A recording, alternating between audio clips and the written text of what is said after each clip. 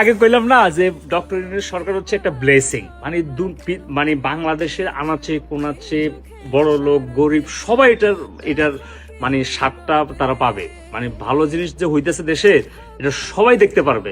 এই দেখো শ্রমিক মালিকেরা যারা মানে স্যালারি পায় নাই, বেতন পায় নাই, ঈদ বোনাস পায় নাই, তারা আন্দোলনে নামছে। তারা যাতে বারবার আন্দোলনে না নামতে হয়, সরকারে কি করছে এখন নিষেধাজ্ঞা করে দিছে যে মানে যারা শ্রমিক মানে ফ্যাক্টরির মালিক, ইয়ার মালিক, গার্মেন্টস এর মালিক, এই মালিকরা যাতে দেশ ত্যাগ যাতে না করতে পারে। ঠিক আছে, এরা আগে স্যালারি দিতে হবে, বোনাস দিতে হবে।